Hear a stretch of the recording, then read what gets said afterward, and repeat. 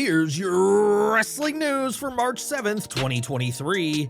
And we're kicking off today with Monday Night Raw, as John Cena is back and he is on the road to WrestleMania. We all knew that Cena was returning on last night's show, but what fans probably didn't expect is that the Hollywood star would at first turn down the offer to wrestle US champion Austin Theory this April.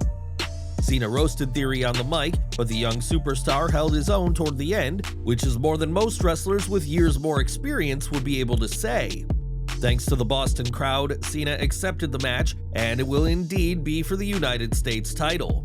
With the title on the line, though, the big question is who will win, as while Cena would likely be the favorite in a non-title match, WWE may not want to put the US title on the part-timer.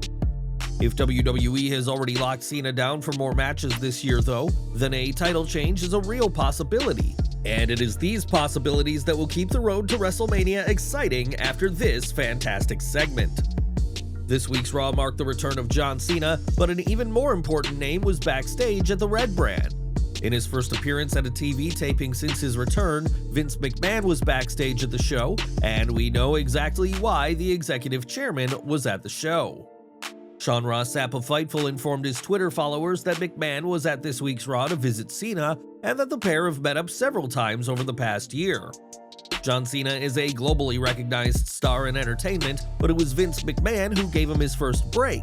And with John on the road to WrestleMania, don't count out McMahon appearing more and more at WWE events, albeit off-screen.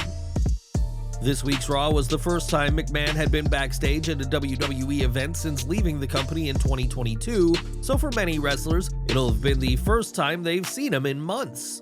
With his trademark strut and iconic poofed-up hair, Vincent Kennedy McMahon is hard to miss, but he's apparently looking quite different these days.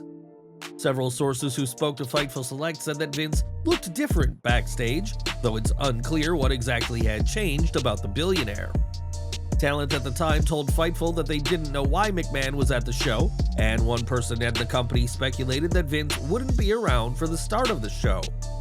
If McMahon is indeed looking different, then this is hopefully a sign that WWE won't be using him on TV at this time, as if he were going to be on camera, WWE would want Vince to have his iconic look fans recognize. Even off-screen, McMahon is proving to be one of the biggest talking points in the company, though when, if ever, he appears on camera again, remains to be seen. Raw also saw an appearance by Lita, Trish Stratus, and Becky Lynch, and this Dream Team will be in action at WrestleMania. 1 week after dethroning Damage Control to become the new WWE Women's Tag Team Champions, Lita and Lynch alongside Stratus were all smiles this week before being interrupted by Bayley and her crew.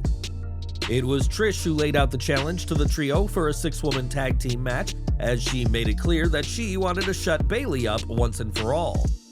Bayley wasted no time in accepting the challenge, which has left us wondering what this means for the reported plans for Ronda Rousey and Shayna Baszler to win the women's tag gold at WrestleMania. Nevertheless, this 6-woman tag will be one to watch, and mark Stratus's first bout since her SummerSlam 2019 loss to Charlotte Flair, as this year's Mania card is going to deliver plenty of Stratusfaction. At AEW Revolution, MJF headlined his first pay-per-view as AEW World Champion by facing Bryan Danielson in the promotion's first Iron Man match. A 3-3 tie led to MJF scoring the decisive tiebreaker point in overtime to retain over the American Dragon, but this is hardly what fans have been talking about. MJF entered the crowd during the opening moments of the match to trash talk to San Francisco, and after grabbing a drink from a woman's hand, threw the beverage in a young fan's face. In an update from Sean Ross Sapp, it was noted that this kid wasn't a plant, and the spot wasn't planned, and that the young man was very upset over what had happened. Brian Alvarez added on the post-Revolution edition of Wrestling Observer Radio that this wasn't water, but tequila, and that some of the alcohol got in the eyes of the fan. Fans around the area began sharing some of their merchandise with the kid to try and cheer him up, and AEW's community outreach leader Amanda Huber was quickly on the scene to try and smooth things over. The fan was then brought backstage to meet the wrestlers and given some merchandise from AEW themselves, and just to make sure things were okay, the fan and his guardian at the show were given free tickets to AEW in Sacramento. This was a tricky situation that AEW were quick to resolve, and we're thankful that the promotion and the other fans at the event were on hand to make sure the kid had a good night despite what happened. Despite this not being a match, the situation was so big that Tony Khan had no choice but to address the matter publicly after Revolution went off the air. Speaking on the post-Revolution media scrum, Khan spoke about the incident with MJF and the kid and made it clear that he doesn't approve of what his world champion did. Before we came up here, we had a serious conversation, and I mean that, it's not to be taken lightly. The young man, Titus, was a real pro about it. We'll see Titus again in AEW. I believe Titus is actually coming to Sacramento. I was just with them. He was a real champ about it. The champion didn't act like a champion there. I think Titus was great. MJF was also on the press conference and sarcastically defended himself, saying that the kid looked thirsty watching the salt of the earth. While MJF kept up his character on the press conference, we imagine that Max Friedman did get a stern talking to by his boss backstage, as this situation could have become a PR disaster. MJF has never shied away from antagonizing adult fans, but did he go too far with how he treated this fan? Let us know your thoughts in the comments. Despite this incident, MJF was able to remain focused on the match and beat Bryan Danielson, and not only did he do that, but he did so with an injury.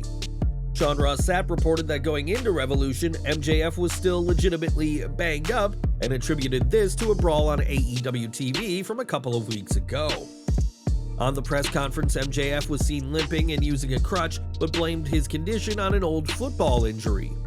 With MJF still banged up and his status as a special attraction, it may be some time before we see him in the ring again, but we expect to hear the Devil brag for weeks to come after his victory last weekend.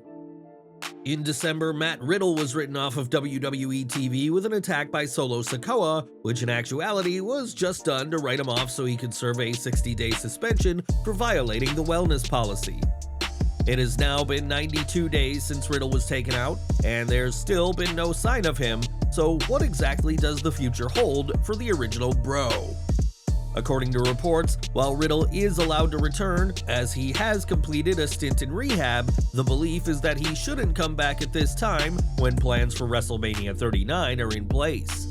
Instead, Riddle is expected to make his return on the Raw after WrestleMania, which is a night WWE keeps special with surprise returns, call-ups from NXT, and debuts from freshly signed talent. Riddle was once on the cusp of a main event push, but his suspension and issues out of the ring have cut his momentum, and with Randy Orton still on the shelf, Matt's return will be an interesting one for the RK Bro member. And we're ending with some more Raw news, as there was a new twist in the Bloodline story on this week's show, which has left fans well and truly shocked. In the main event, Sami Zayn was set to square off with Jimmy Uso, who had been tasked to finish off Zayn once and for all, and attempted to do just that. During the closing moments of the match, Jey Uso showed up and came down to the ring and saw Zayn get the win over his brother. Following Jimmy's loss, Jey teased joining Sami Zayn before he super kicked and viciously attacked the former honorary Uso alongside Jimmy Uso and Solo Sikoa, reaffirming his allegiances to the Bloodline. This attack would have continued if not for the arrival of Cody Rhodes, who came down to the ring to ward off the Bloodline. On Twitter, fans praised another fantastic segment, with some saying it was like an Attitude Era ending to Raw, and with one calling the current Bloodline angle the best storyline since that era. Many fans also reacted to Jey's betrayal of Zayn, and with the Usos on the same page again, plans seem to be full steam ahead for a tag title match at WrestleMania 39.